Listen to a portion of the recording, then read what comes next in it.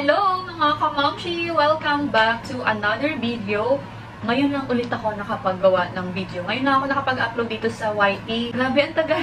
Pero ngayon, i-share ko sa inyo itong pills journey ko. Ano yung mga side effects sa akin ng pills? Yun, i-share ko sa inyo based on my experience ng mga kamamshi ha. Pero pwede kayong mag-comment kung na-experience nyo din. Kasi pare-pareho lang naman tayong mga babae. Pero syempre, iba-iba naman yung katawan natin. Pero baka lang naman mag-match tayo, diba? So, 6 years na po ako nag-take ng pills. 6 years na. Dati, 3 years nung dalaga pa lang ako. Sa mga hindi po nakakaalam, ngayon po, meron na po akong dalawang Junakis. Ayan.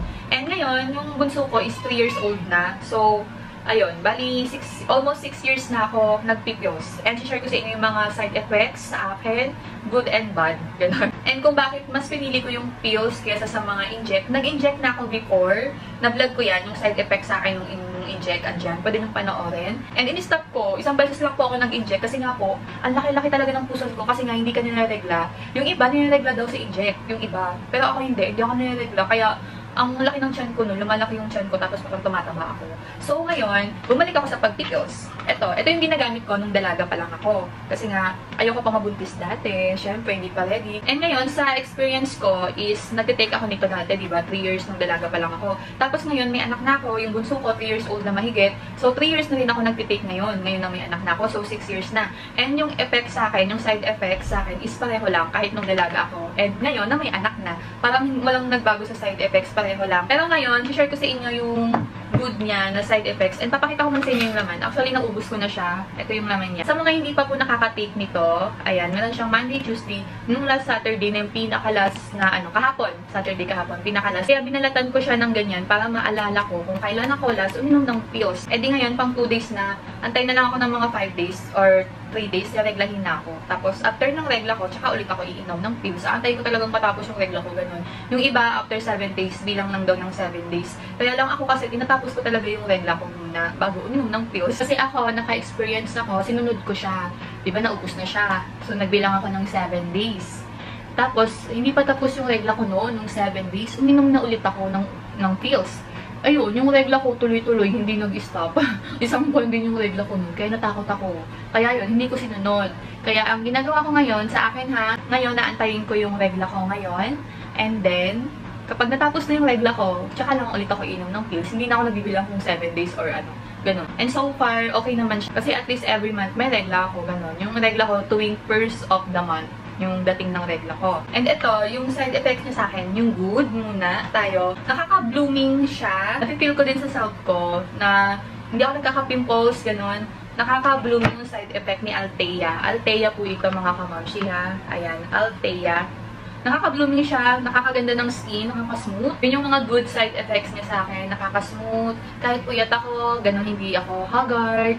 Kaya sa mga post ko sa Facebook, laging sinasabi nila, Ma'am Sher, lagi kang maganda, lagi kang blooming, ganyan-ganyan. Siguro isa rin siya sa reason. Kahit stress ako, blooming pa din, parang ganun. Kasi nga estrogen siya, so parang may blooming effect siya. And nakakalaki siya ng yoga. Opo. Nakakalaki siya ng yoga. Parang siya gano'n, tumitigas yung yoga mo. Isa yun sa mga gusto kong effect ni Althea sa akin, nakakalaki ng yoga. Parang ano yun, kahit may dalawang anak na ako, parang bilog na bilog talaga yung yoga ko. Parang dalaga, parang gano'n. Kasi nga, isa talaga sa side effects ni Althea, ng dede, mag-firm ng yoga, talagang ibibilog niya yung yoga mo. Parang, alam mo yun, na parang ang tigas, tingnan, may gano'n. Parang may gano'n siyang effect ni Althea. Si Dayan, hindi. Pero si Dayan, nakaka-blooming. Pero si Althea, yun nga, nakakaano ng boobs, parang basta yun na yung maganda. Maganda yung boobs mo pag ito yung tinake mo. And syempre, regular yung period mo. Kung hindi ka niregla every month, the best ka mag-pills, Althea or Dayan. Kahit anong pills, okay, kasi mag-regular talaga yung regla mo. Especially sa mga may PCOS, yan. Pinapa-pills talaga sila ng mga OB, yung may mga may PCOS. Kasi nga, nakakatulong yung pills magpa-normal ng regla nyo every month, yung cycle, gano'n. And yung bad, sa bad side effects na tayo mga kamamshi, mas maano yung bad naman. Kung may good, may bad. Mas matindi yung mga side effects niya sa akin sa bad. Yun nga, laging masakit yung ulo ko. Laging masakit yung ulo ko. Kumbaga parang blooming ka nga, lagi namang masakit yung ulo mo. Parang gano'n. Masakit lagi yung ulo ko, tapos lagi akong inaantok. Pero nilalabanan ko kasi ayoko talagang tulog ako ng tulog. kailangan active pa din yung katawan ko. Siyempre kasi nag-diet ako, exercise, kailangan sexy pa din tayo, di ba? Kasi kung tulog tayo ng tulog, tataba talaga tayo. Opo. Tapos, isa din sa mga bad side effects ni pills is, sabi ng iba, nakakataba daw. Tumataba daw sila. Comment kayo mga momshi kung tumataba kayo sa Althea. Kasi iba-iba naman yung side effects ng mga pills, ng mga brand. Pero si Althea, comment kayo kung nag-Althea kayo tapos tumataba kayo. Ganon. Kasi ako, hindi ako tumataba mga momshi kay Althea. Good, ano ko rin sa kanya, good effect niya din sa akin, hindi ako tumataba. Pero yun nga lang, sobrang makakalimutin ako mga kamamshi. Hindi ko alam, parang kung may Alzheimer minsan. Hindi ko alam, pero ang bilis ko talagang makalimut. Ganun, makakalimutin ako. Kaya ngayon, yung mindset ko na ngayon, kapag may gagawin ako ngayon, ginagawa ko na agad. Hindi na yung bukas na lang, hindi na yung mamaya. Kasi sigurado, makakalimutan ko talaga. Dahil din talaga siya sa pills, isa sa mga side effects. And yon, emotional. Paka-emotional ko mga kamamshi. Hindi ko alam, pero isa din daw yung side effects ng pills. Kasi nga, di ba, may estrogen ang pills. So, tumataas siya minsan yung estrogen natin. Yun, nagiging emotional talaga tayo. Kaya akala ng mga iba, lalo na yung mga partner natin, akala nila nagdadrama tayo, maarte tayo, ganun. Pero, ang hirap pa yung labanan yung pagiging emotional. So, yun yung mga bad side effects sa akin ni Althea. Yung ulo lang talaga, laging masakit yung ulo, antok, moody, emotional. Yeah. Pero at least blooming tayo.